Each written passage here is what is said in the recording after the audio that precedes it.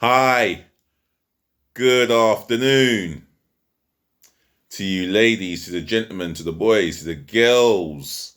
How are you today? Hope you've enjoyed yourselves. First day back at school for you boys and girls. Hope you do well in school. Other than that, you know who this is. If you don't know who this is by now, you're going to get to know. This is myself, DLG Reppin, and I am bringing a couple of football contexts today. Or is it good morning or good evening, wherever you're watching around the world? I've just said to those who are listening here in London, England, or anywhere in England or around the world, wherever you're watching, that I'm bringing a couple of football contexts today. And if I can squeeze a little bit more time, I can talk about the transfer rumours involving Arsenal. So, Kick It Out has reported a significant a rise in discrimination that has gone up to 42% of discrimination, that is. So, something needs to be done there. And the Premier League terminates China deal. That's the next bit of news there. But let's go through discrimination. Or should I say kick it out, because they've reported anti-discrimination that has happened, that has continued, and it just falls on its ugly head. Some of the things that happens in football shouldn't happen in the world of society, or especially in this country, or around the world for that matter. We are living in a world where equality is a must, strictly a must. And it has been installed for a reason. So allow me to read what's on the BBC Interactive in yellow writing, in yellow highlighted writing. Discrimination reports discrimination reports up 42%. Says Kick It Out. Kick It Out has revealed a 42% increase in reports of discrimination in English professional football last season, which it describes as shocking. It is completely shocking.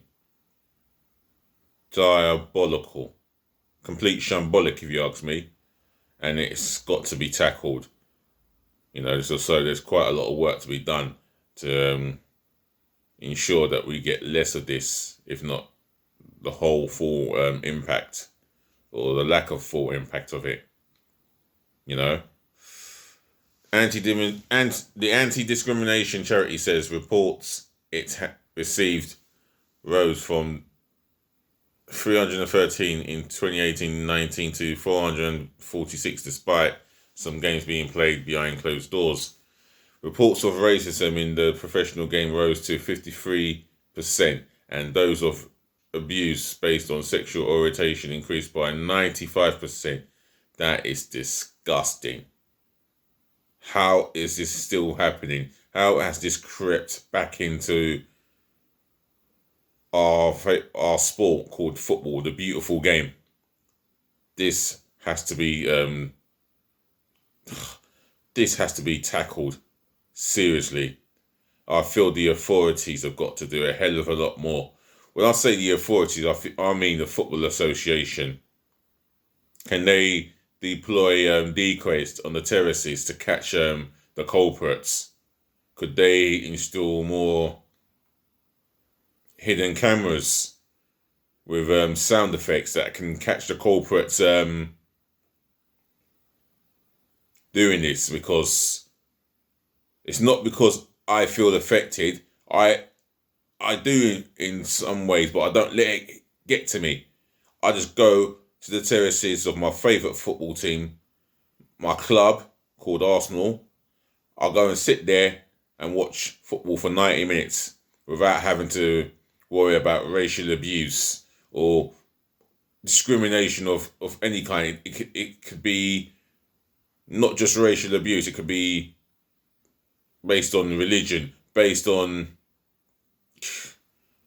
and just based on a number of things. You know, fascism, it's not acceptable. Completely unacceptable, should I say. And I'm sick of it. Reading on, anyway. A poll also found 71% had seen players targeted by racism on social media. Yes, that has happened to a number of Premier League players. I can't name names because I can't remember off the top of my head, but that has happened. And for me, that is despicable. I think the police force have to get onto this, and catch these culprits catch these culprits who they are believed to be named as the keyboard warriors. That's the ones are solely the instigators in all this. And for me, kick it out needs help on the outside as well as the inside of things as well. So if you got your views on discrimination and you would like to speak to me briefly on this, do come on to my channel. Let's have a little discussion. Give us your thoughts, your opinion, and what more should be done. That's the question I asked. Leave it in the comment section below. All right, moving on to my next context, and that's the Premier League has decided to terminate a deal with China. So as it says in the top, in highlighted in yellow writing, Premier League terminates China deal. The Premier League has terminated its 564 million contract with its Chinese licensee with immediate effect. Wow. I wonder why that's happened. I mean, I can only ask some questions, but I can't talk through why it's happened. But I'll read on anyway, so I can get an idea for myself, and I can share it with you lot. China was the English top flight most I'm going to read that again. China was the English top flight's most lucrative overseas television rights territory, with a 3-season deal agreed in 2019. It is understood the reasons for the termination and financial rather than political.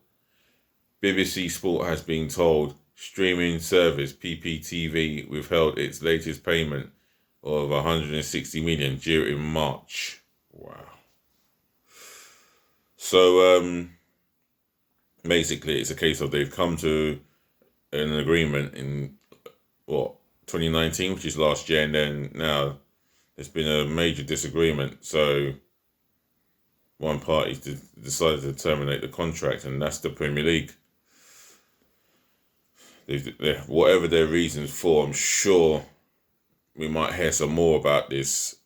But if not, then I can only tell you what I've been reading, and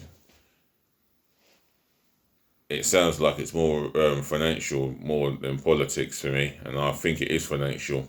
That's my personal view. If you want to get back, if you want to relate to this situation, then yeah, leave it in the comment section below, and I'll be happy to try and answer your questions or talk to you. Right.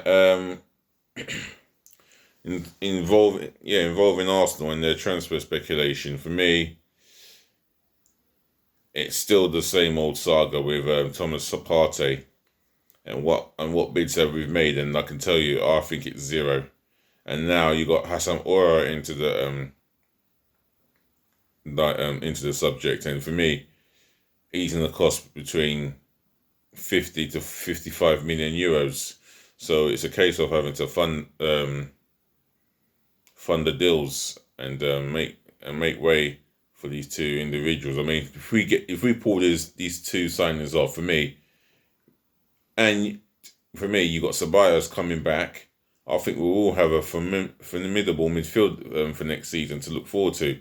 Partey, Ceballos, and Hassan Aura. That's an all-round proper midfield.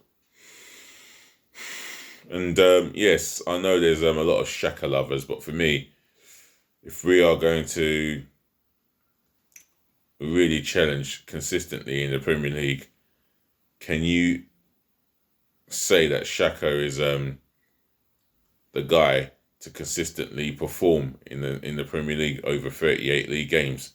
I have my very big doubts on him.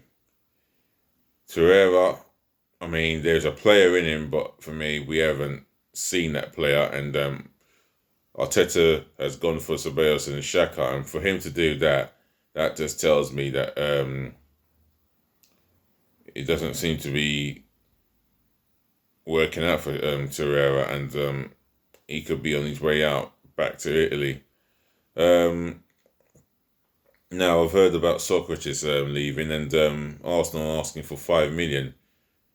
And if they can get 5 million euros for him, then all the best. But I can't see that happening. I only feel that he's going to end up leaving on a free, and Napoli seem to be the front runners for his signature. So, we'll wait until we can actually say goodbye to him. I mean, Kolasinac has come out and publicly stated that he would like to return back home, basically Schalke 04. But I would ideally like to move him on elsewhere because the club has offered 50 million euros, and Schalke have offered a loan, and I would like to get rid of him on a permanent basis. I think Roma have made the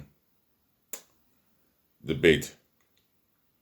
They've made the offer, but they've not put it down on the table. So without the money being put down on the table, there's no bid. So we'll just see how that goes. Other than that, Guendouzi been turned down by the French champion Paris Saint-Germain, so he could possibly end up at Villarreal, I reckon, with Unai Emery. But that club has to cough up whatever Arsenal want, because we got plans of our own, and it's obvious that we're going to be demanding as much money as we can. PSG, speaking of PSG, they have put a bid in for Bellerin. Now, it's not confirmed whether Arsenal have turned it down or accepted it, but one thing is for sure, Arsenal have submitted. Paris Saint-Germain have submitted their bid, so we'll await the outcome of Arsenal accepting it or rejecting the bid.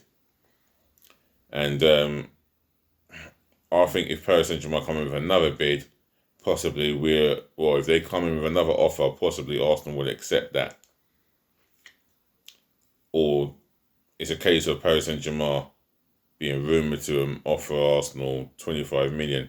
And if that's the case, then yeah, it could well happen. Other than that, I know Paris Saint-Germain and Arsenal are talking as we speak. So let's see how that pans out. Excuse me. I do apologise for the yawning. I'm a little bit tired. But you can understand if I told you that I was at work. But I'm here to talk about football really, and give you some updates. Otherwise, I haven't read the Ars blog. It seems that Arsenal are making moves. We just have to wait until the 6th of October to have these finalised, and happy days. So, ladies, the gentlemen, to the boys, to the girls, thank you for watching. Thank you for listening. Thank you for putting up with me. I'm going to wrap this up now and say peace, bless, and love. And before I go, I would like you to leave your comments, leave your views or your opinions in the comment section below. Do drive the thumbs up like button immensely, and please smash the subscribe button for me immensely. Left, right, centre, I don't care how it comes in, hard, passionately. I want to see that subscribe button go up in numbers for me, please. And I do say please, up in numbers. Otherwise, yet again, I'll say thank you, and I'll be back this evening. So bear with me. See you later.